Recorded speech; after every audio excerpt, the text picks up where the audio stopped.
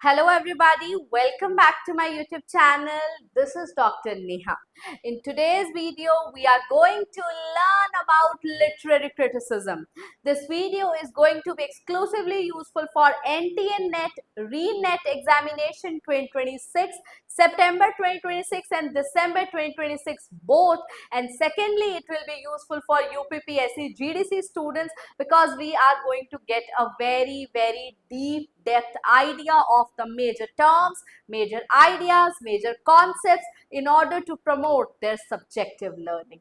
And secondly, here this is the part 2 of the series that we have started on literary criticism. In our first part, we have discussed about what is literary criticism. We have discussed about the forms of literary criticism. We have seen the difference between literary theory and literary criticism. And this video, we are going to run a marathon for Aristotle up till Plato. So stay tuned with me as I teach you literary criticism. Let's take a quick recap of what we have learned in the previous videos. But if you want to get a good, deeper, comprehensive understanding, I suggest you go and view that video. But prima facie, what is literary criticism? Literary criticism is derived from the Greek word kritos, that means to judge. And the person who judges, analyzes, evaluates and tells the merits and demerits becomes the critics. And in our sense, literary criticism, we have two terms combined together, literary and criticism. So when a work of literature, when a work of art is judged, analyzed, criticized, becomes a disinterested practice, becomes a by unbiased practice, that becomes literary criticism. You take a book, you analyze it, you know the merits and demerits, and you try your best to make it an unbiased practice. You do not let your personal hatred, personal likes, personal dislikes enter into your journey. So that is a very much intellectual activity that you carry on.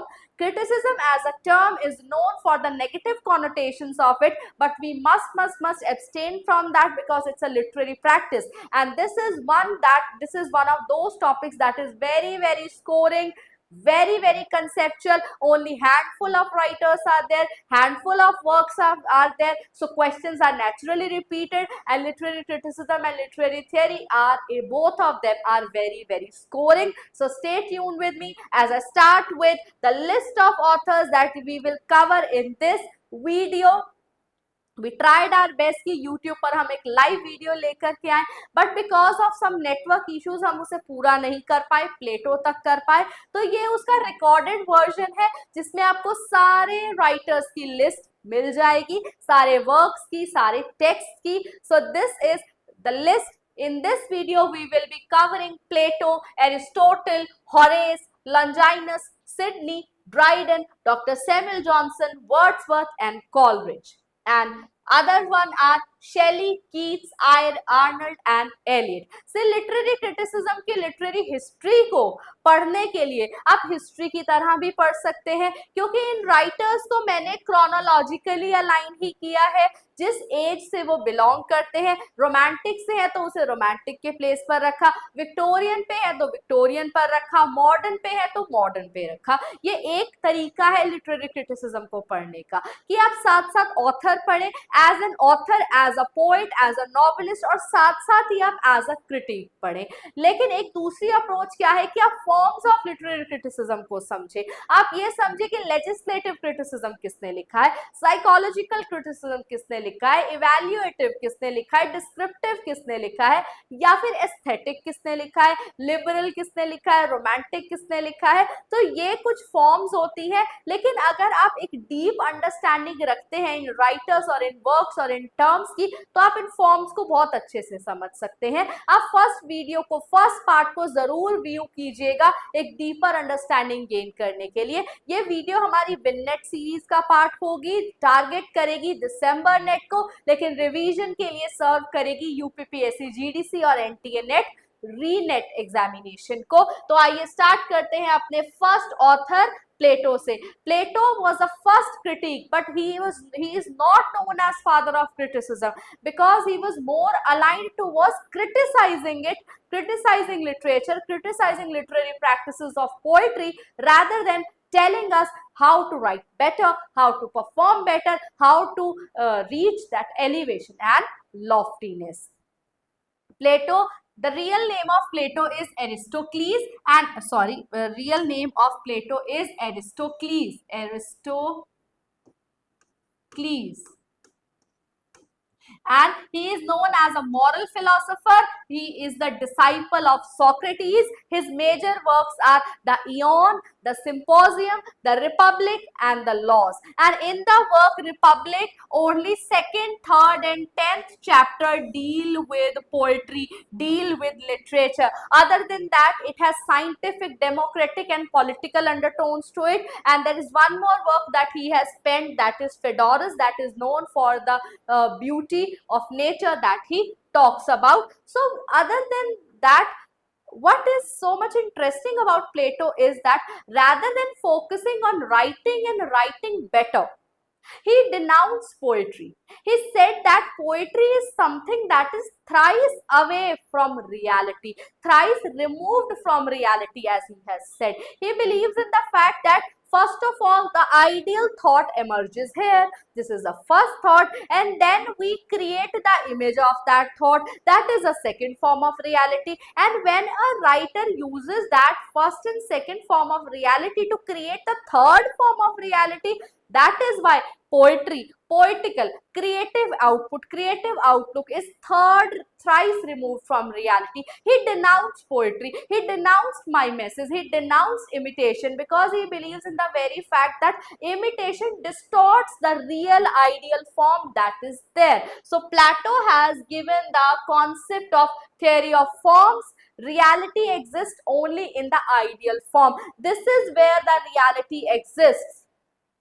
Thrice removed from reality, very important quotation given by Plato. For example, you have this thought of a tree. This becomes your first thought. This is the ideal form.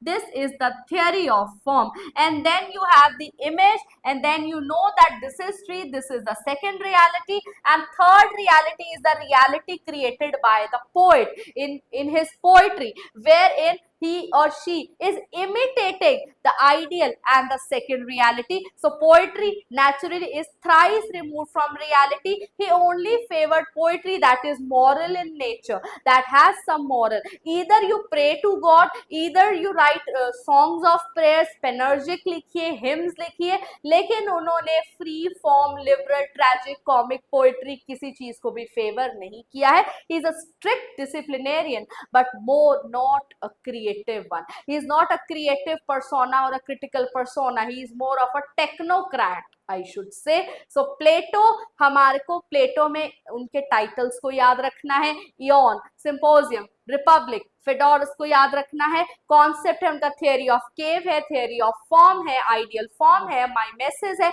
अब UPPSC GDC के लिए conceptual question मैं यहाँ पर देना चाहूंगी. What do you think that how far the theory of the understanding of the theory of mimesis imitation differs in the context of Plato and Aristotle's writing. दोनों ने mimesis की बात की है, लेकिन दोनों कैसे आपस में agree and disagree करते हैं, आप ये मुझे कमेंट कर कर बताइएगा. कौन फेवर करता है इमिटेशन को, कौन डिनाउंस करता है. तो माइमेसिस का मीनिंग होता है इमिटेशन. एरिस्टोटल हमारे कहते हैं कि जो इमिटेशन होता है वो मोड, मैनर और मीडियम में डिफर करता है, लेकिन poetry is essentially imitation only. Now let us talk about the second writer, क्योंकि ये मैराथन वीडियो होने वाला है. हम इसमें जल्दी जल्दी सारे ऑथर्स के मेजर कॉन्सेप्ट्स की बात करने वाले हैं. अगर आपको समझ में आ रहा है, एंजॉय कर रहे हैं, तो please do like this video. That really keeps me moving, going ahead with the videos. मुझे enthusiasm मिलता है, encouragement मिलता है, pat at the back मिलता है. तो प्लीज इस वीडियो को लाइक कीजिएगा, अच्छे अच्छे रिमार्क्स छोड़ करके जाइएगा कि आपको कैसा लगा इस वीडियो से अपनी नेट की तैयारी को कर। सो एरिस्टोटल यहाँ पर हमारे मोस्ट इंपॉर्टेंट राइटर है, second in the line but father of criticism. John Dryden called him as the father of criticism. He was Plato's student only, but very much different from him in remarks. His major works are Poetics and Rhetoric, and that's the art of speaking, that's the art of writing. Poetics उनकी सबसे छोटी और सबसे important treaties है। Aristotle की जो treaties है poetics, बहुत से यूनिवर्सिटी एंड कॉलेजेस में इसे प्रिस्क्राइब किया जाता है। ये 50 पेजेस की ट्रीटीज है, 26 बुक में डिवाइडेड है। इसमें ये बात करते हैं थियरी ऑफ इमिटेशन की। पोएट्री क्या होता है?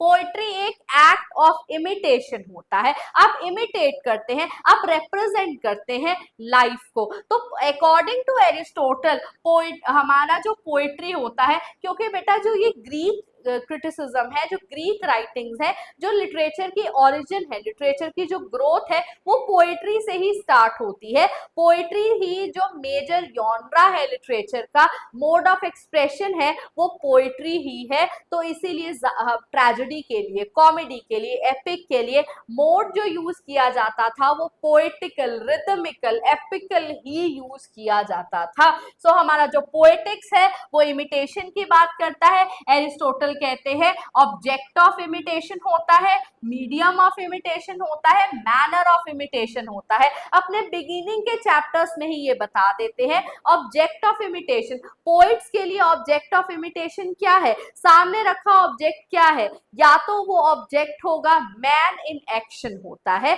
एक आदमी कैसे एक्ट करता है वो इमिटेट करता है उस चीज को। अगर वो आदमी मीनर है, लोअर स्टार्टा का है, तो वो कॉमेडी लिखेगा। लेकिन अगर वो ऑब्जेक्ट हायर स्टार्टा का है, बहुत अच्छे क्लासिकल है, तो वो एक ट्रेजेडी लिखेगा। So object of imitation man in action होते हैं। मैन मीनर भी हो सकते हैं, मैन हाई क्लास भी हो सकते हैं, मैन किंग भी हो सकते हैं, मैन क्वीन भी हो सकते हैं। मैन ऑल इंक्लूसिव टर्म है रेप्यूटेड पर्संस के लिए, जिनके साथ अगर ट्रेजेडी होगी तो हम सब despair, loss, pity and fear को फील करेंगे। तो object of imitation are man in action and man in action. Man भी दो तरीके के होते हैं, अपर होते हैं, लोअर होते हैं। तो अपर होंगे तो ट्रेजेडी, लोअर होंगे तो कॉमेडी। एंड यहाँ पर हमारे भाई साहब एरिस्टोटल कॉमेडी को डिनाउंस करते हैं। वो मीडियम ऑफ इमिटेशन में बात करते हैं कि आपका मीडियम क्या होगा,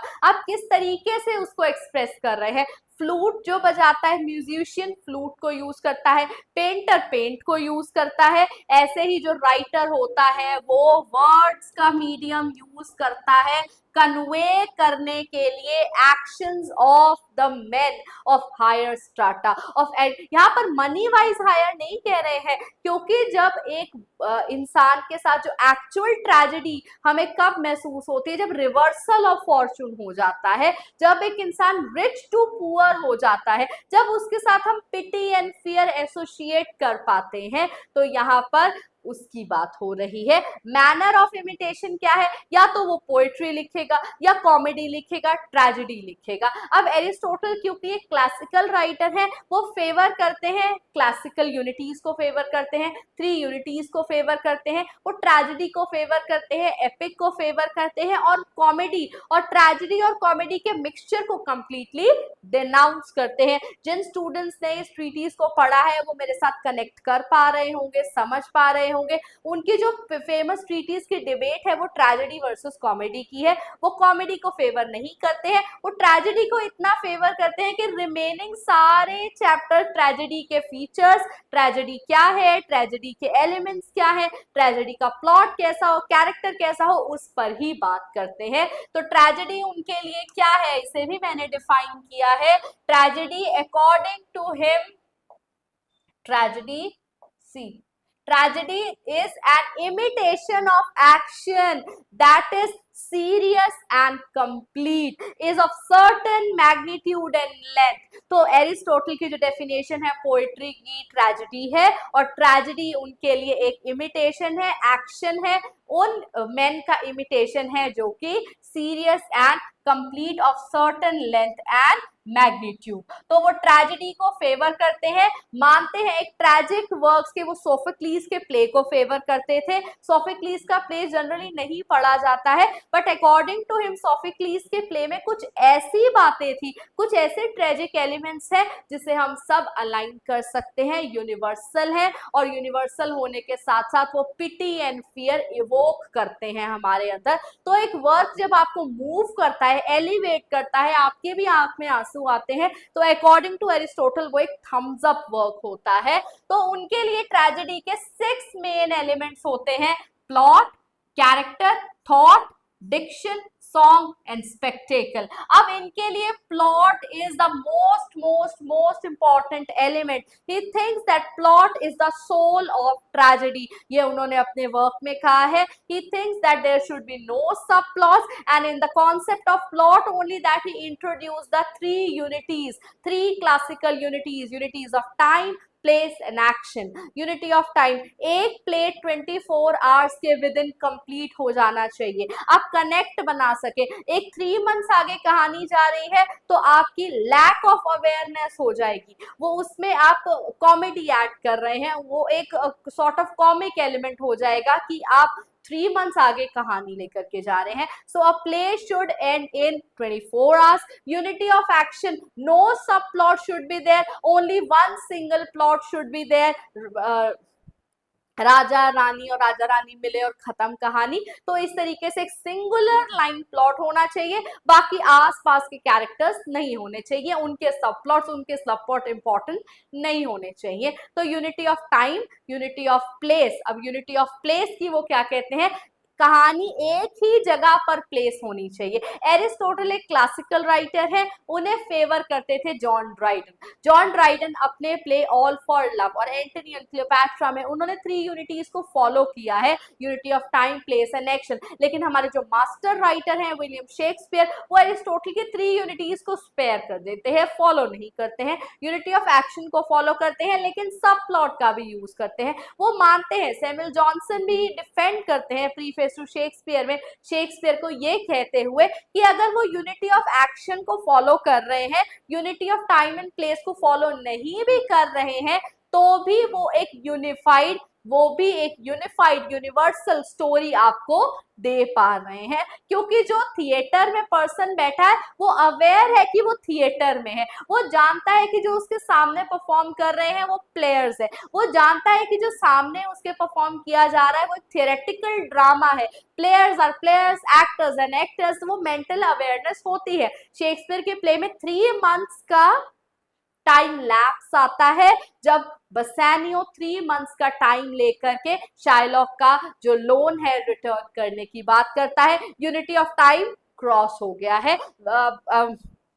Venice to Belmont, Belmont to Venice, by and by plot switch करता रहता है मर्चेंट ऑफ वेनिस का। यूनिटी ऑफ टाइम भी खत्म हो गया और यूनिटी ऑफ प्लेस भी खत्म हो गया। अब यूनिटी ऑफ एक्शन भी वो फॉलो करते हैं। एक हमें लास्ट में कहानी समझ में आती है, लेकिन कहानी ट्रेजिक कॉमेडी का मिक्सचर होती है, कहानी में सब प्लॉट होते हैं। तो ड्राइडन एक क्लासिसिस्ट थे, ड्राइडन एक क्लासिक राइटर्स को फॉलो करते थे, फेवर करते थे, लेकिन शेक्सपियर फॉलो नहीं करते थे। Dryden loved Shakespeare, but Dr. Samuel Johnson in his preface to Shakespeare defended Shakespeare of this very fact that he did not use Aristotle's classical unities. So Aristotle की 3 unities बहुत ज्यादा important हो जाती हैं। उनके लिए ट्रेजेडी जो होती है वो कंप्लीट होनी चाहिए, सर्टेन मैग्नीट्यूड की होनी चाहिए, पिटी एंड फियर को इवोक करनी चाहिए, और ये सब चीजें एक रियल ट्रू ब्लू ट्रेजेडी में होनी चाहिए। ट्रेजेडी में सबसे पहली बात तो ट्रेजेडी होनी चाहिए, सेकंड कैथारसिस होना चाहिए, हमर्शिया होना चाहिए। हमर्शिया क्या होता है, ट्रेजिक फ्लॉ होता है, ट्रेजिक फ्लॉ होता है। पेरिफेटिशिया क्या होता है, एनॉग्रेसिस होता है हमारा रिकॉग्निशन, ये होता है रिवर्सल। किंग लियर का रिवर्सल ऑफ फॉर्चून हुआ, पेरिपेटिशिया हुआ उनके साथ, एनाग्नोरिसिस रिकॉग्निशन हुआ, वो रिकॉग्नाइज कर पाए। किस चीज को रिकॉग्नाइज कर पाए हैं? जब रिकॉग्निशन होता है, सडन रिकॉग्निशन होता है, इडिपस को सडन रिकॉग्निशन हुआ है। इसमें हमारे जो किंग लियर है उनको रिकॉग्निशन हुआ। किस चीज का रिकॉग्निशन हुआ? कि हाँ जी, कॉर्डिलिया ही मेरा रियल अच्छा बच्चा है, रीगन और गोनेरिल नहीं है। तो रिकॉग्निशन हो जाना, कोई बर्थ, यहाँ पर शेक्सपियर के रिकॉग्निशन की बात नहीं कर रहे हैं एरिस्टोटल, टू बी क्लियर, ये एग्जाम्पल दे रही हूँ, एग्जाम्पल दे रही थी। कोई बर्थ मार्क का होना, कोई डिफेक्ट होना, उससे रिकॉग्निशन होना, सालों बाद जाकर के होना कि ये मेरा चाइल्ड है, इसी ने ही मर्डर किया है। तो जब इस तरीके का हाइड एंड रिकॉग्निशन होता है तो उसे हम एनाग्नोरिसिस कहते हैं। पेरिपेटिशिया रिवर्सल ऑफ फॉर्चून होता है। किंग लियर कहां दास दासियों के साथ रहने वाले कहां पर आ गए? किंग नहीं है, खाली लियर है। तो रिवर्सल ऑफ फॉर्चून हुआ। रिवर्सल और रिकॉग्निशन अगर हमारे पास हाई क्लास के लोगों के साथ, किंग के साथ, पीपल ऑफ रिप्यूट के साथ होता है तो हम ज्यादा उससे कनेक्ट कर पाते हैं, पिटी एंड फियर इवोक होता है। जैसे राम भगवान जब वनवास के लिए गए थे, रिवर्सल ऑफ फॉर्चून हुआ। दशरथ के, राजा दशरथ के बेटे थे, राजा का बेटा वनवास गया, तो इसे भी हम क्या कह सकते हैं? एग्जाम्पल ऑफ पेरिपेटिशिया कह सकते हैं। कैथारसिस भी होता है, पिटी एंड फियर की जो कांस्टेंट फीलिंग हमें एक वर्ड को पढ़कर आती है। तो हम हेमलेट में हमर्शिया ट्रैजिक फ्लॉ देख सकते हैं, एक ट्रैजिक गलती की वजह से, एक मिस्टेक की वजह से, एक मिसअंडरस्टैंडिंग की वजह से जो है वो हमर्शिया होता है। तो ये सब जो है अकॉर्डिंग टू एरिस्टोटल। अब इन टर्म्स में आपके एनटीए यूजीसी नेट के एग्जामिनेशन में इन टर्म्स में से कैसे क्वेश्चन आता है? इन टर्म्स के मीनिंग्स के साथ मैचेट आ सकते हैं। ये टर्म्स किसने कॉइन की है, इस पर क्वेश्चन आ सकता है। तो मेक श्योर जब आप एरिस्टोटल को पढ़े तो इन टर्म्स के मीनिंग्स को आप डेफिनेटली लर्न कर रखें। और कोई मेरा स्टूडेंट है जो मुझे इस वीडियो में व्यू कर रहा है और इन सबके मीनिंग्स को जानता है तो कॉमेंट नाउ, कैथारसिस का मीनिंग क्या है, हमर्शिया का मीनिंग क्या है, कुछ एग्जाम्पल्स के साथ एक्सप्लेन करो। इस तरीके से पढ़ेंगे तो और अच्छे से समझ पाएंगे। हम ट्रेजेडी को डिफाइन कर चुके हैं। Now let us talk about the third critic Longinus and fourth critic Horace. Both of them are sort of romantic critics. Romantic critic कैसे है? लिबरल है। हमारा जो लॉन्जाइनस की ट्रिटीज है ऑन द सबलाइन, ये एपिस्टोलेटरी फॉर्म में, एपिस्टोलेटरी फॉर्म में जो है वो इसे लिखा गया है, लेटर के फॉर्म में लिखा गया है। ये बात करता है, सब्लिमिटी की बात करता है। एक वर्क ऑफ आर्ट जब आपको इंस्पायर करता है, आपको एलिवेट करता है, लॉफ्टीनेस फील होती है, you feel like you are going with the poet, you feel like you are going with the narrator, in that case वो हमारा बन जाता है सबलाइम इफेक्ट। और किस राइटर ने सब्लिमिटी के कॉन्सेप्ट को पैरोडी किया है? कमेंट करना है एनटीए यूजीसी नेट के स्टूडेंट।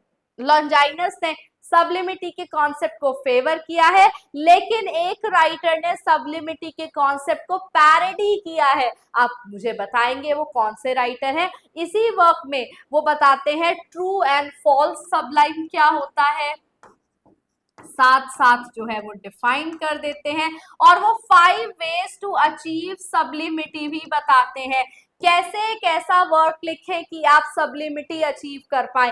पहला, आपके थॉट्स ग्रैंड होने चाहिए। अगर आपको एक सबलाइम राइटर बनना है, आपको एक ऐसा राइटर बनना है जो सब्लिमिटी की और आपको रीडर्स को लेकर के जाए, लॉफ्टीनेस की और एलिवेट करे, ट्रांसपोर्ट करे, आप उसके थॉट्स के साथ साथ साथ चल पड़े, तो आपके थॉट्स ग्रैंड होने चाहिए। आप नीचे मीनर, डिमीन करने वाले थॉट्स आपके नहीं होने चाहिए, आपके थॉट्स जो हैं वो ग्रैंड होने चाहिए। सेकंड, आपके इमोशंस पावरफुल होने चाहिए, स्ट्रांग होने चाहिए, आप उसको एक्सप्रेस कर पाओ, वो इतने ब्रिमिंग इमोशंस हो कि आप उसको मोड ऑफ एक्सप्रेशन दे पाए। आपको ये सब तो हमारे इनबॉर्न होते हैं।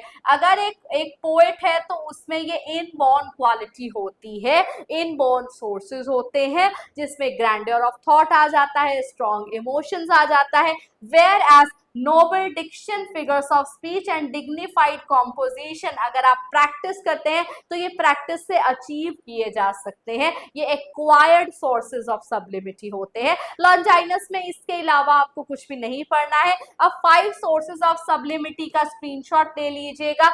अगर ये क्वेश्चन आ सकते हैं कौन सा इनमें से नहीं है। सपोज 4 सोर्सेज ऑफ सब्लिमिटी आपको दिए गए हैं, उसमें से एक है जो लॉन्जाइनस ने नहीं दिया है, तो एनटीए नेट वाले आपके साथ खेल जाएंगे। क्रिटिसिज्म को अच्छे से कर रहे हैं। अगर आपको अच्छा लग रहा है, please do like this video, comment your beautiful remarks. अगले हमारे राइटर है, एंशिएंट क्रिटिक है होरेस, जिनका वर्क है आर्स पोएटिका, जो 3 पार्ट्स में डिवाइडेड है, पोएजेस, पोएमा, पोएटा। ये काफी यूनिवर्सिटीज में प्रिस्क्राइब किया गया है, एक अर्ली टेक्स्ट है।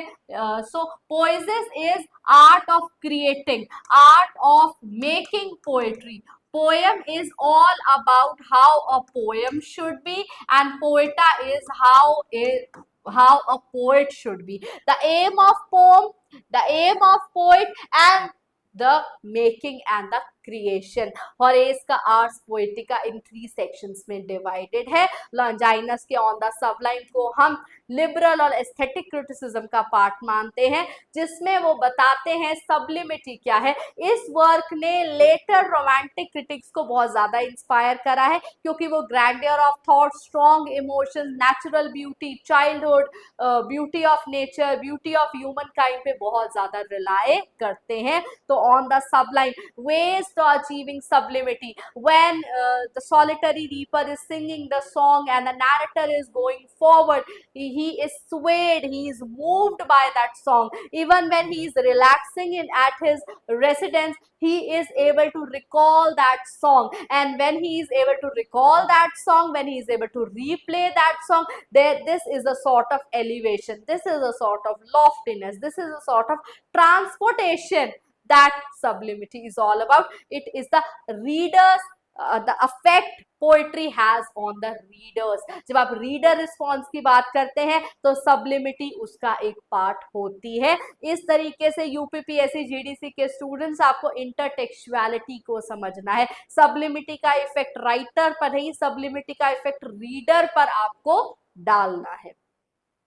So moving forward, let us talk about, अब हम कहाँ से चले थे. हमने प्लेटो को कंप्लीट किया, एरिस्टोटल को कंप्लीट किया, लॉन्जाइनस को कंप्लीट किया, होरेस को कंप्लीट किया. अब हम आ चुके हैं अपनी रेनेसॉ में, फिलिप सिडनी पे. Philip Sidney is a renowned poet. Sir Philip Sidney, sir Philip Sidney एक रिनाउंड पोएट है, जो कि जाने जाते हैं अपनी sonnet sequence Astrophel and Stella के लिए. But he is also a critic. Why? Because during the time of Renaissance, as we all know, that poetry was in abundance. Feelings, loves, emotions, they were in abundance. Spenser was writing Amoreti, Shakespeare was writing When I Compare Thee to a Summer's Day, Spenser was writing Epithalamium, he was writing Amoreti, Sidney was writing Astrophel and Stella for his star beloved Stella. So at that time free flow of poetry बहुत ज्यादा था, free flow of emotions बहुत ज्यादा था. तो naturally क्या कम था?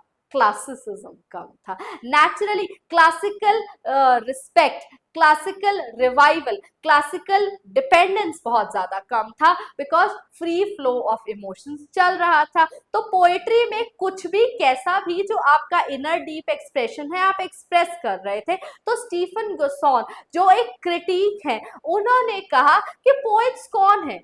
They are getting royal patronages, they are getting royal pensions. Obviously critics ने तो critique करना ही था. उन्होंने क्या कहा कि जो poets हैं, अपने वर्क स्कूल ऑफ अब्यूज में स्टीफन गुसॉन ने क्या कहा कि poets are basically pipers and jesters.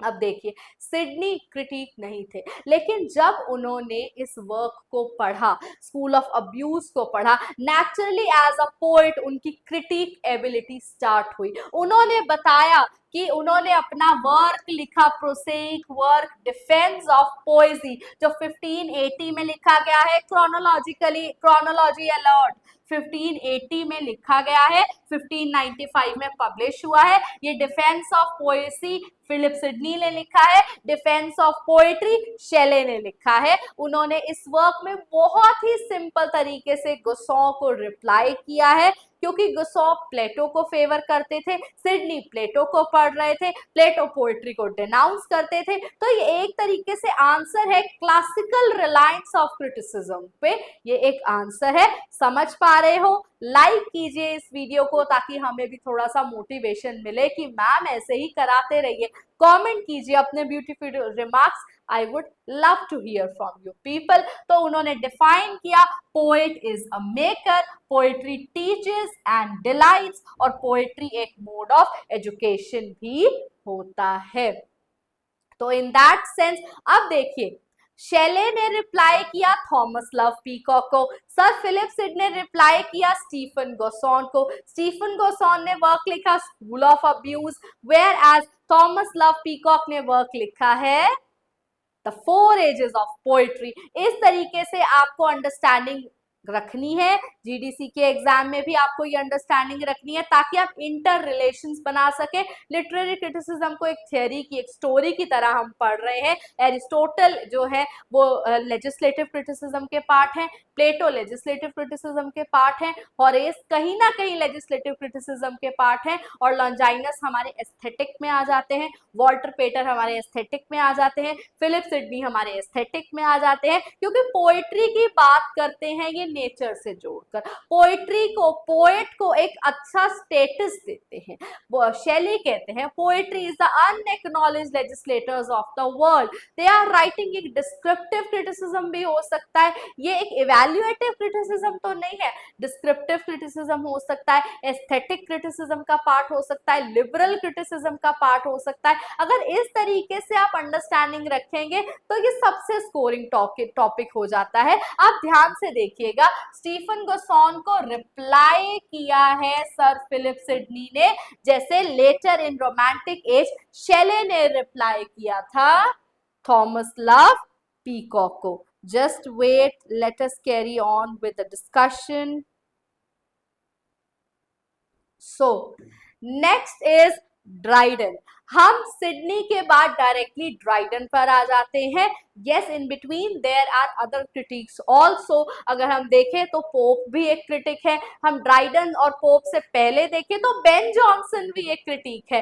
Ben Jonson के कुछ ऐसे वर्क्स है ह्यूमर के ऊपर जो उन्होंने थ्योरी दी है, तो वो भी क्रिटिसिज्म का पार्ट माना जाता है, क्योंकि इसमें हम कैनोनिकल राइटर, कैनोनिकल टेक्स्ट की बात कर रहे हैं, तो we will abstain talking about that. So लेकिन जान लीजिएगा बेन जॉनसन के कुछ प्लेस भी कुछ वर्क्स भी क्रिटिकल वर्क्स माने जाते हैं।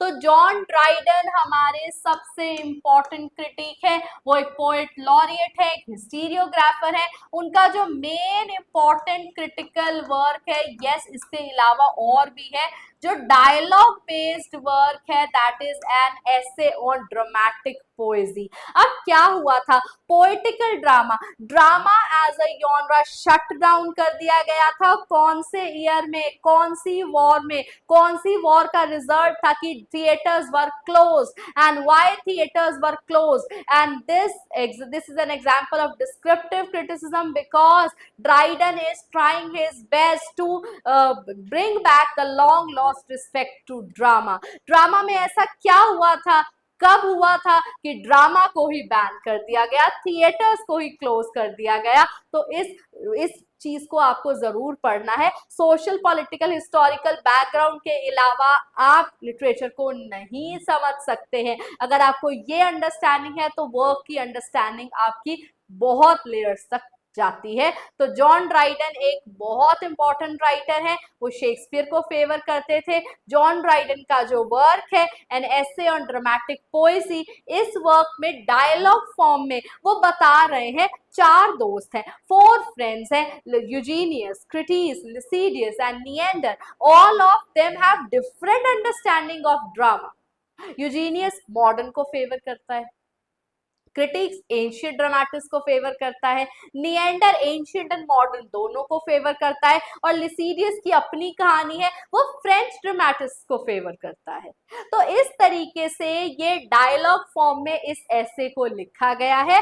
जॉन ड्राइडन अपने सटायर्स के लिए जाने जाते हैं, एप्सिलॉन एंड अकीटोफेल, मैकफ्लेक्नो के लिए जाने जाते हैं, थॉमस शैडवेल के साथ अपनी राइवलरी के लिए जाने जाते हैं, एक डिप्लोमेसी के लिए जाने जाते हैं, एक डिप्लोमेट राइटर थे ये। जब किंग का रूल तो किंग का फेवर, जब डेमोक्रेटिक रूल तो डेमोक्रेसी को फेवर करते थे। तो ये एक डिप्लोमेटिक राइटर थे। तो यूजीनियस जो हमारे हैं वो लॉर्ड बकहर्स्ट को रिप्रेजेंट करते हैं, क्राइट्स हमारे रॉबर्ट हॉवर्ड को, लिसिडस हमारे चार्ल्स सेडले को, और निएंडर हमारे खुद ड्राइडन है।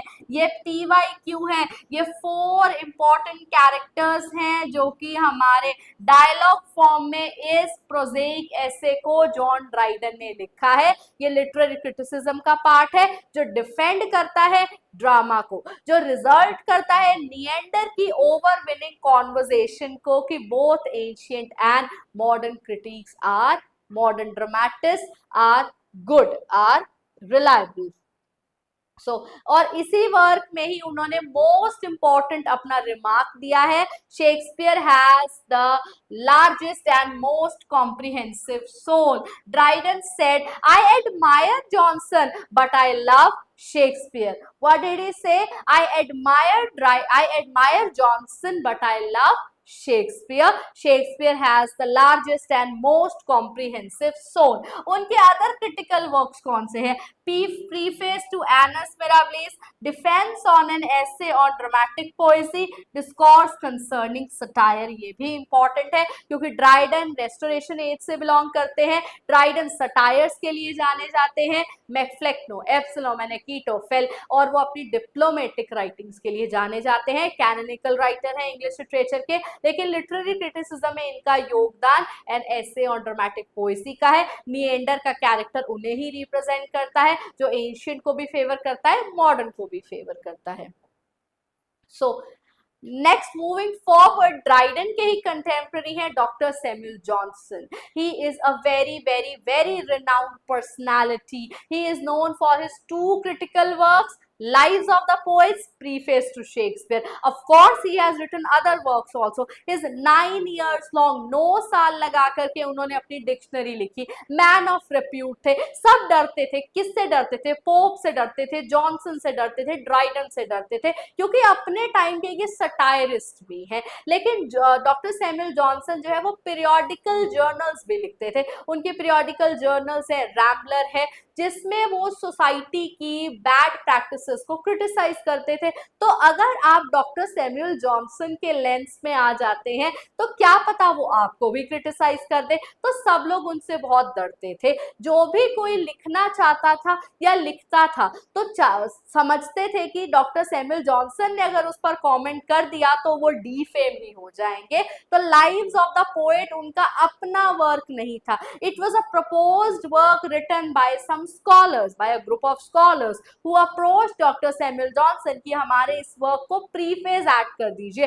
प्रीफेज ऐड करने का मतलब है अपना समर्थन दे दीजिए, अपना सपोर्ट दे दीजिए, आप इसको क्रिटिसाइज मत कीजिए। सो लाइव्स ऑफ पोएट्स वर्क में 52 पोएट्स की एक बायोग्राफिकल स्केच है जो डेथ से अलाइन की गई है, डेट ऑफ डेथ से अलाइन की गई है, क्रोनोलॉजिकली उल्टी चल रही है, प्रेजेंट टू पास्ट चल रही है।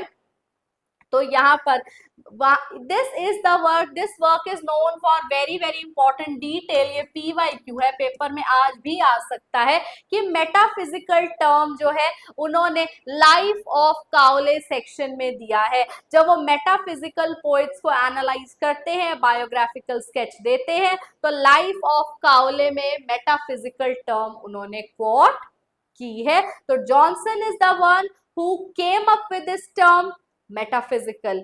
Dryden is the one who used this term, whereas Eliot is the one who enhanced the meaning of this term in his essay. Which essay? The Metaphysical Poets, जिसमें वो बात करते हैं unification of sensibility की. Later on videos में हम ये पढ़ने वाले हैं. अब प्रीफेस टू शेक्सपियर उनका बहुत इंपॉर्टेंट सेमाइनल वर्क है. समझ में आ रहा है? लाइक कीजिए इस वीडियो को, कमेंट कीजिए, कोई डाउट है तो. प्रीफेस टू शेक्सपियर में डिफेंड करते हैं सैमुअल जॉनसन अनबायस्ड अप्रोच से शेक्सपियर को अप्रोच करते हैं. शेक्सपियर के प्लेस की एडिटिंग नहीं करते हैं, लेकिन शेक्सपियर के मेरिट्स, डीमेरिट्स को अनबायस्ड तरीके से एक्सप्रेस करते हैं. तो प्रीफेस टू शेक्सपियर में मैं क्लियरली, क्योंकि ये मैराथन वीडियो है, इस वीडियो में मैं आपको बताऊंगी कि वो किन चीजों को डिफेंड करते हैं, किन चीजों को रिजेक्ट करते हैं और क्या इस वर्क की ब्यूटीफुल कोटेशंस है. Shakespeare as we all know एक यूनिवर्सल राइटर है, यूनिवर्सली एक्लेम्ड राइटर है. तो प्रीफेस टू शेक्सपियर में वो एक क्रिटिक के शूज पहनकर एनालाइज करते हैं, इवैल्यूएट करते हैं, फेवर करते हैं शेक्सपियर के वर्क्स की यूनिवर्सैलिटी को.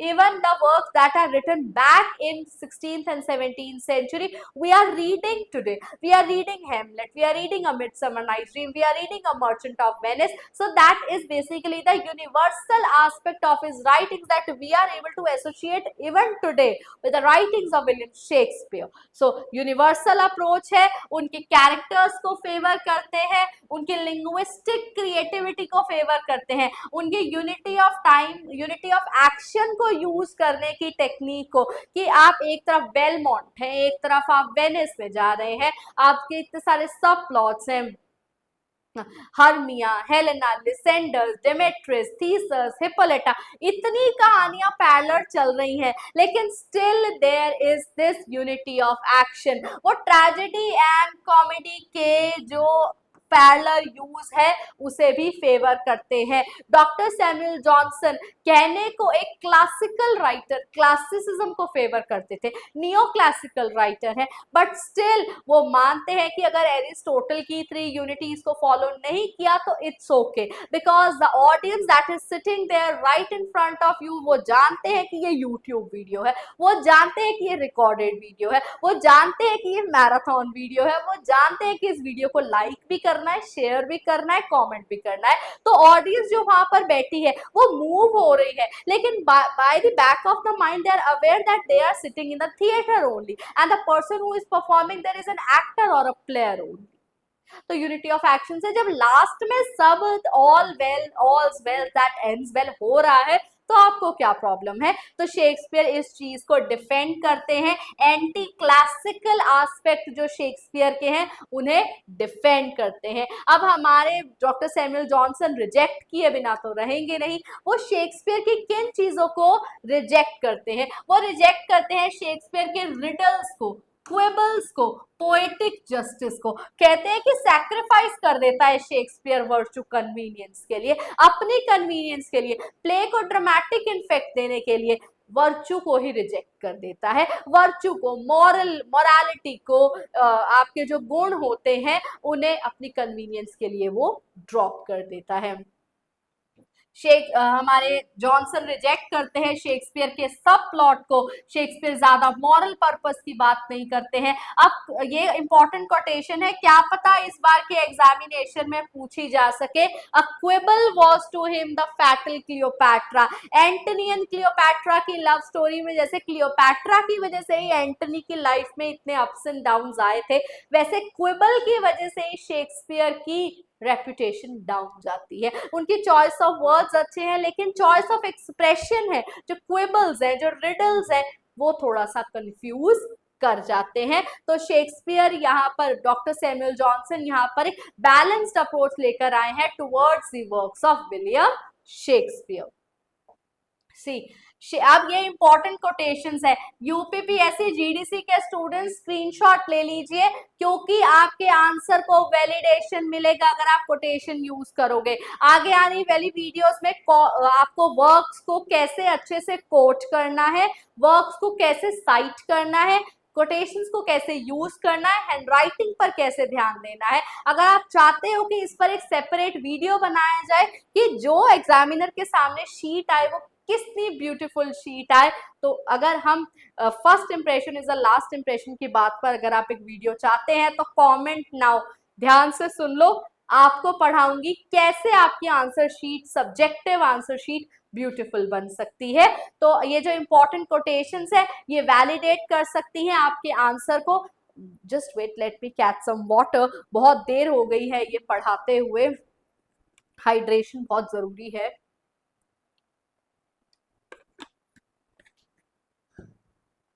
ये अच्छा खासा एक लंबा लेक्चर होने वाला है, तो लास्ट तक व्यू कीजिएगा। कंप्लीट अगर आप इस वीडियो को व्यू कर लेते हैं, सारे टॉप नॉच कॉन्सेप्ट्स आपके लिटरेरी क्रिटिसिज्म के कंप्लीट हो जाएंगे।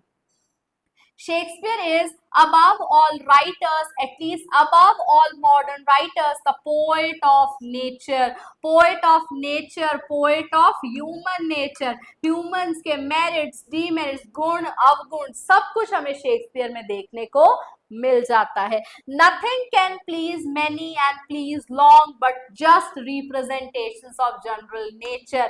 जो शेक्सपियर की यूनिवर्सैलिटी है वो क्यों है, क्योंकि उन्होंने जस्ट रिप्रेजेंट किया है, जस्टली, जस्टिफाइबली रिप्रेजेंट किया है ह्यूमन जनरल नेचर को। So on that note let us talk about, let us shift to, अब नियो क्लासिकल के रूल से, रेगुलेशन से, स्ट्रिक्ट सटायर से हम liberal satire, liberal humanitarian, liberal romanticism पर आ चुके हैं with the writings of John Keats. Romantic age हमारी डिवाइडेड है primarily first romantics and second romantics में।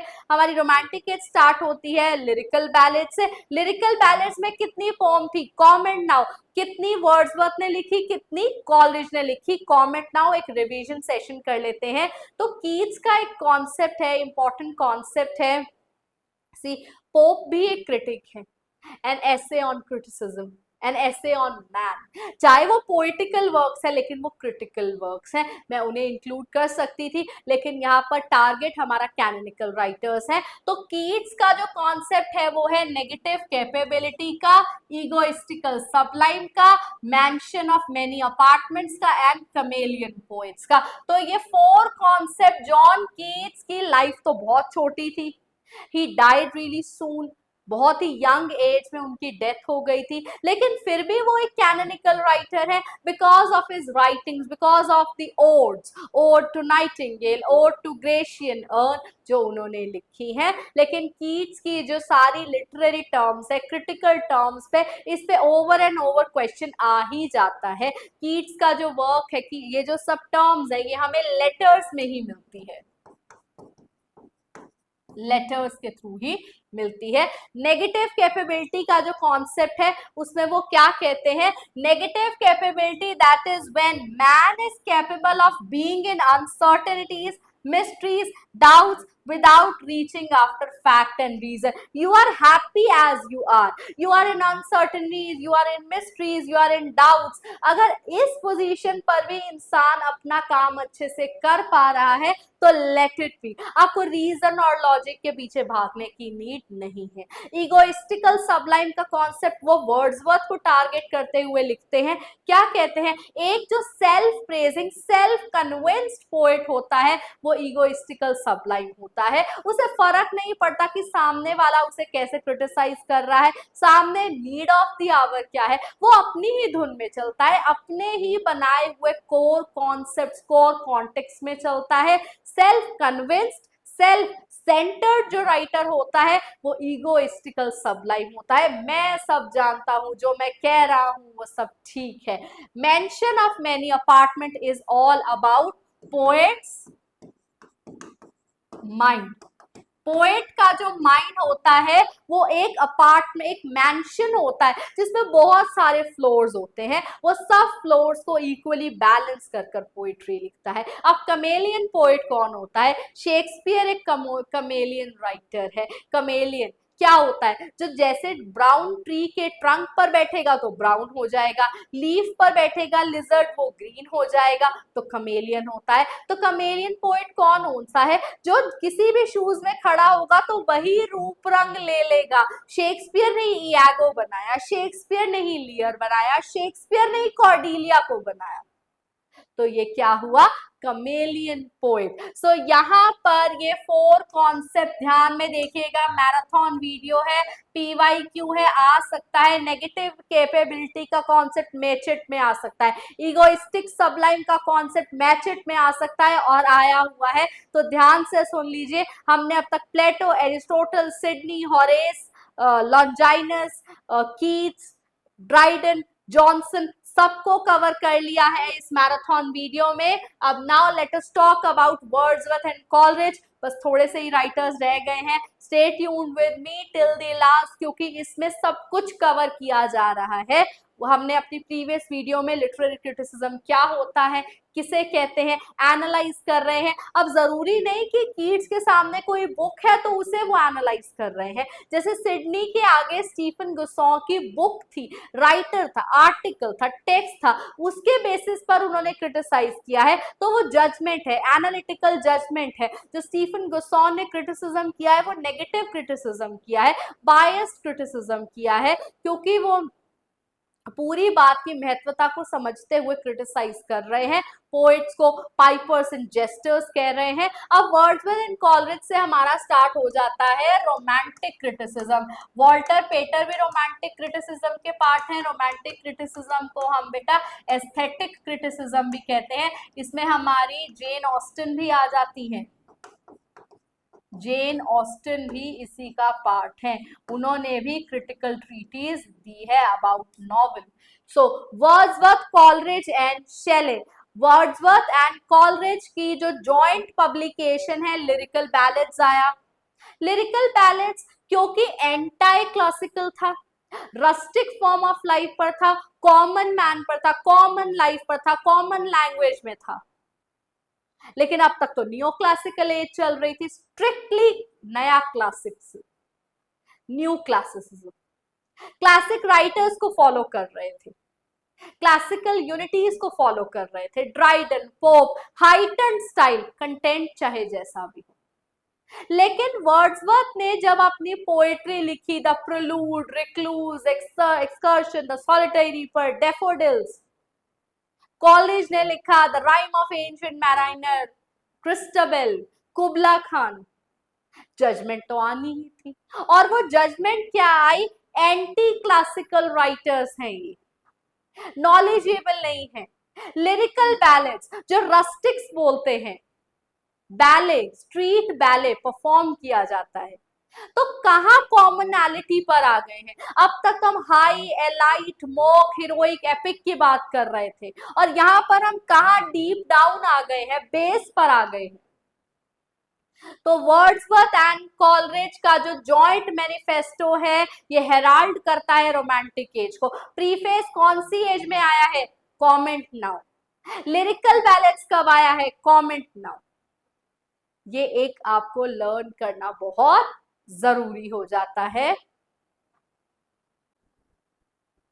सो इन दिस जॉइंट मैनिफेस्टो में लिरिकल बैलेड्स में कितनी पोम्स कॉलरिज की हैं, कितनी वर्ड्सवर्थ की हैं, कमेंट नाउ। ये रोमांटिक क्रिटिसिज्म का पार्ट है। Wordsworth celebrated childhood, Wordsworth celebrated nature and everything, लेकिन वर्ड्सवर्थ एक एंटी नियो क्लासिकल बन गए। अब तक की जो फॉर्म ऑफ राइटिंग चल रही थी उसे बिल्कुल अगेंस्ट आकर के चलने लगे। He favoured the fact that the language of poetry should be the language of the common man.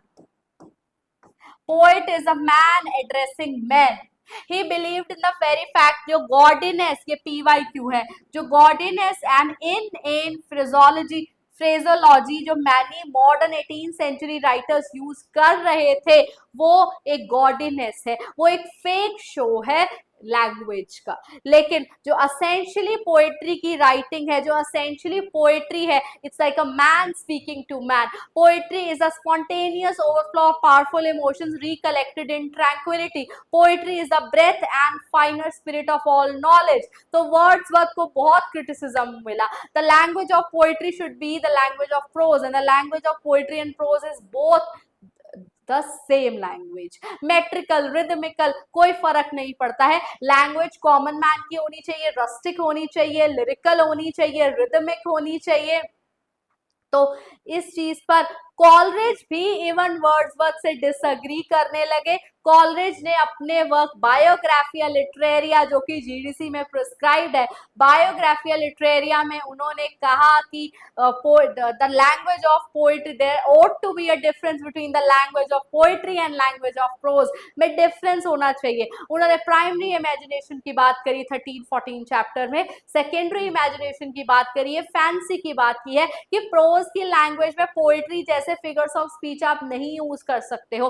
Poetry में आपको कहीं ना कहीं एम्बेलिशमेंट्स देनी होती है, अडॉर्न करना पड़ता है, लेकिन प्रोज की लैंग्वेज जो है वो रिफाइंड होती है, रीजनेबल होती है, लॉजिकल होती है। तो दोनों की लैंग्वेज डिफरेंट होती है। आप पोएट्री में फ्री प्ले कर सकते हो, लेकिन आप प्रोज में उतना फ्री प्ले नहीं कर सकते हो। You need to retain some sort of logics, you need to retain some sort of reasons also. So Wordsworth and Coleridge का joint manifesto Lyrical Ballads, preface किसने लिखा, कौन से ईयर में लिखा, फर्दर एडिशंस कौन से आए हैं, कौन से ईयर में आए हैं। ईयर्स मैं आपको बता देती हूँ क्योंकि एक रिवीजन सेशन चल रहा है। यहाँ पर 1798 में हमारा लिरिकल बैलेंस आया, 1800 में उसका हमारा फर्स्ट प्रीफेस आया है। प्रीफेस टू लिरिकल बैलेंस 1800 में आया है। और कितनी पोम्स है, नंबर ऑफ पोम्स कितनी है, कमेंट नाउ। फिर 1802 एडिशन आया है प्रीफेस का, जिसमें पोएटिक डिक्शन की बात की गई है। फिर 1815 एडिशन भी आया है। तो लिरिकल बैलेंस इतना इंपॉर्टेंट वर्क है। अब आ जाते हैं हम अपने सेकेंड जनरेशन रोमांटिक पर, जो कि हमारे हैं PB Shelley. So PB Shelley wrote defence of poetry, then who has written defence of poesy, Philip Sidney. Defense of Poetry came out in the year 1821 after Thomas Love Peacock came up with the idea that today is the brass age of poetry. In the 4 ages of poetry written in the year 1820, he said this thing that there are 4 ages of poetry: Iron Age, Golden Age, Silver Age, Brass Age, and today is the brass age of poetry. Decline of poetry. Poetry is obsolete. Poetry is useless.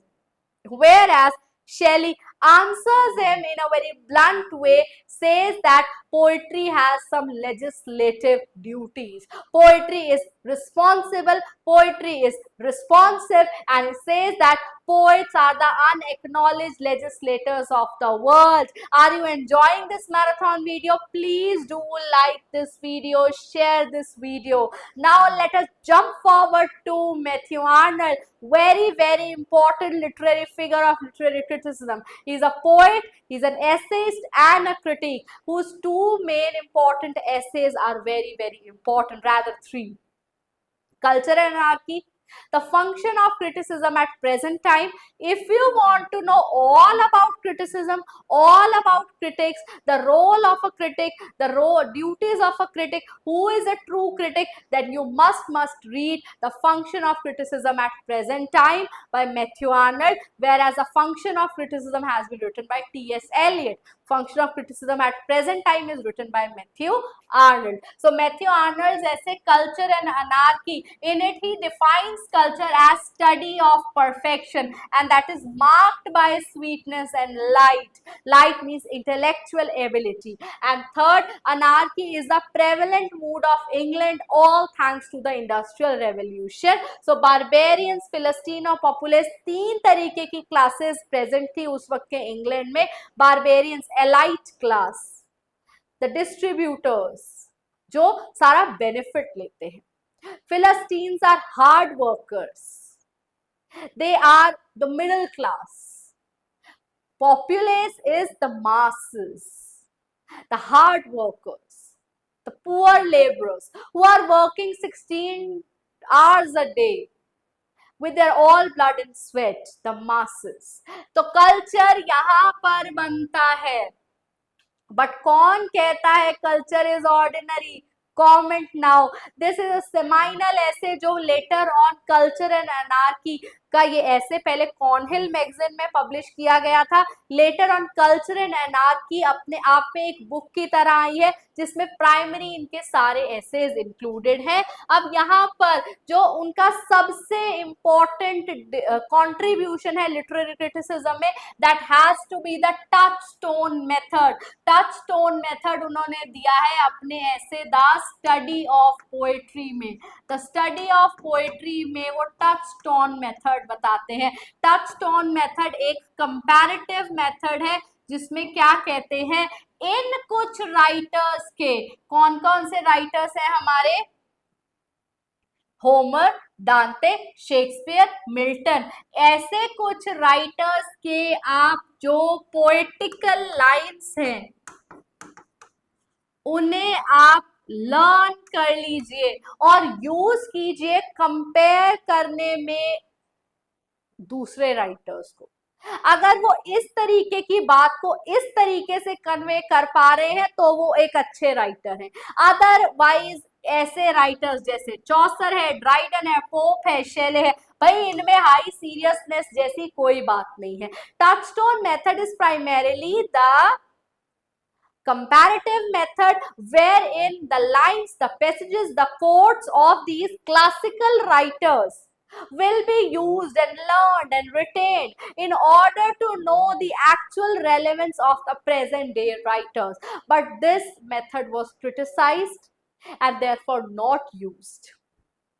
Arnold's contribution to criticism is this touchstone method and also the way he has defined criticism. When I started this series of literary criticism, I also defined using Matthew Arnold's remarks only, wherein I said that criticism is primarily to know the best to be thought and known in the world. So next, let us move to the master writer of literary criticism, T.S. Eliot. He is a modern writer, he is a poet, he is the one who is known for his theory of impersonality. His major works as these critical works. Make sure if you are preparing for this September RENET examination, my dear students, तो आप T.S. Eliot के works की chronology जरूर करना. T.S.. Elliott के works के titles and सब titles को जरूर कीजिएगा. जैसे कि वेस्टलैंड कितने पार्ट्स में डिवाइडेड है उसे जरूर कीजिएगा और उसके साथ साथ इनके वर्क्स की क्रोनोलॉजी क्या है उसे जरूर पढ़िएगा. तो एलियट के जो क्रिटिकल एसेज है वो केवल ये नहीं है, और भी है. द फंक्शन ऑफ क्रिटिसिज्म भी उनका एक वर्क है. लेकिन जो मेजर टर्म्स, जो एलियट की जो रेपुटेशन है एज अ क्रिटिक, वो इसी में से ही आती है. Hamlet and his problems written in the year 1919, जहाँ पे वो ऑब्जेक्टिव कोरिलेटिव का एग्जाम्पल देते हैं कि हमारे पास हमेशा एक ऑब्जेक्ट होता है कोरिलेट करने के लिए, जिससे हम कोरिलेशन डेवलप करते हैं तो हम डिस्पेयर को फील कर पाते हैं. तो जो हेमलेट की जो प्रॉब्लम्स है, वैसे वो इसे आर्टिस्टिक फेलियर कहते हैं क्योंकि हम इससे कोरिलेट नहीं कर पा रहे हैं. Next is the metaphysical poets. Metaphysical poet में वो यूनिफिकेशन ऑफ सेंसिबिलिटी की बात करते हैं. अर्लियर मेटाफिजिकल पोएट्स को हमेशा क्रिटिसाइज किया जाता था किस चीज के लिए, कि वो टू डिसिमिलर थिंग्स को कंपेयर करते हैं, कंट्रास्ट करते हैं और जस्ट लाइक दैट बात करते हैं. Comparing two lovers, two hands of a compass, two lovers. Does it make sense? No. But according to TS. Eliot, भाई इनमें यूनिफिकेशन ऑफ सेंसिबिलिटी है. दो डिफरेंट लगने वाली चीजों को कंपेयर करना. Oh my America, my new found land, इस तरीके के कंपैरिजंस को लेकर के आना. यूनिफिकेशन ऑफ सेंसिबिलिटी है, हाइटेंड फॉर्म ऑफ राइटिंग है. लेकिन जो आगे और पीछे राइटर्स दिख रहे हैं वो डिसोसिएशन ऑफ सेंसिबिलिटी है, वो सेंसलेस है, वो हेरोइक यूज कर रहे हैं, एपिक मेथड्स यूज कर रहे हैं, लेकिन कंटेंट में जीरो है. तो मॉडर्न एज ऐसी है जिसमें यूनिफिकेशन ऑफ सेंसिबिलिटी है. मेटाफिजिकल एज ऐसी है जिसमें यूनिफिकेशन ऑफ सेंसिबिलिटी है, बाकी सारे हैं डिसोसिएशन ऑफ सेंसिबिलिटी। अब आते हैं अपने last concept of the day. बहुत मजा आया लिटरेरी क्रिटिसिज्म को पढ़ाकर, आई होप आपको भी मजा आया है। तो please do like this video. Tradition and individual talent 1919 में आया है और ये जाना जाता है थियोरी ऑफ इम्पर्सनैलिटी के लिए। अगर आप यूपीपीएससी जीडीसी के स्टूडेंट्स, अगर आप लिटरेरी थियोरी एंड क्रिटिसिज्म के नोट्स हमसे प्रोक्योर करना चाहते हैं तो इन जस्ट ₹799 आप लिटरेरी क्रिटिसिज्म एंड थियोरी के नोट्स हमसे ले सकते हैं। कंप्लीट नोट्स होंगे विद कोटेशंस होंगे, आपको सब एसेस विद कोटेशंस मिलेंगे और लिटरेरी क्रिटिसिज्म की डेफिनेशन से ये स्टार्ट होगा और थियोरी के जो मेजर पॉइंटर्स हैं वो भी कवर किए जाएंगे, मेजर ऑथर्स, मेजर वर्क्स। तो इन जस्ट ₹799 आप हमसे प्रोक्योर कर सकते हैं LCNLT के नोट्स जो हमने खुद फ्रेम किए हैं, ऑथेंटिक बुक्स को यूज करके फ्रेम किए हैं, हाई लेवल है, वोकैबुलरी है, कंसाइज है, जितना पढ़ना चाहिए बस उसमें उतना ही प्रोवाइड किया गया है। Theory of impersonality, the mind of poet, PYQ है, the mind of poet is like a shred of platinum। Platinum क्या होता है? प्लैटिनम एक कैटलिस्ट होता है जिसकी प्रेजेंस में रिएक्शंस टेक प्लेस करती हैं लेकिन उसे कोई फर्क नहीं पड़ता है। ऐसे एक ही पोएट यागो बना सकता है, कॉर्डिलिया बना सकता है, एक ही पोएट में काफी कंपार्टमेंट्स हो सकते हैं, अपार्टमेंट्स हो सकते हैं, लेकिन उसे उस शूज में तो रहना है लेकिन उसे अफेक्ट नहीं होना है। थियोरी ऑफ इम्पर्सनैलिटी, क्रिटिसिज्म एक डिसइंटरेस्टेड प्रैक्टिस होती है, एक इम्पर्सनल प्रैक्टिस होती है। आप किसी के साथ पर्सनली अटैच नहीं कर सकते हैं, आपके पोएट के माइंड में रिएक्शंस टेक प्लेस करें, रिजल्ट भी आए लेकिन उसका अफेक्ट आपके ऊपर ना हो। Theory of impersonality example scientific analogy इन्होंने दी है जो कि प्लैटिनम को दी है, जो कैटलिस्ट है जिसके प्रेजेंस में SO2 प्लस O2 रिएक्शंस होते रहते हैं, सल्फ्यूरिक एसिड बनता है लेकिन इस कैटलिस्ट को कोई फर्क नहीं पड़ता है। So on that note we come to the end of the series of literary criticism. NTA UGC NET के स्टूडेंट्स, आई होप एक क्विक मैराथन रिवीजन आप लोगों को मैं डिलीवर कर पा रही हूँ।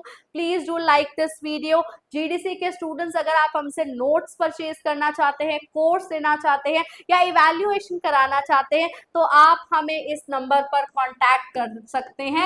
और नेक्स्ट आप क्या पढ़ना चाहते हैं, क्या रिवाइज करना चाहते हैं, वो हमें कमेंट सेक्शन में बताएं। इन जस्ट ₹799 आपको इस वीडियो का कंप्लीट पीडीएफ भी मिलेगा और साथ साथ लिटरेरी थियोरी के जो प्रिस्क्राइब्ड आपके यूनिट्स हैं वो आपको मिलेंगे आपके सिलेबस के अकॉर्डिंगली। आप कंप्लीट नोट्स भी हमसे परचेज कर सकते हैं। तो आप किस चीज की वेट कर रहे हैं? HPSC असिस्टेंट प्रोफेसर एग्जामिनेशन में हमारे नोट्स काफी पॉपुलर रहे, although exam got cancelled, but subject जो अलाइंड था, जो हमारा मटेरियल था वो क्वेश्चन पेपर अलाइंड ही था। हम इंटरटेक्चुअलिटी की बात, कोटेशंस की बात निरंतर कर रहे हैं, तो इन वीडियोस को जरूर से जरूर मिस मत कीजिएगा। So this is doctor Neha.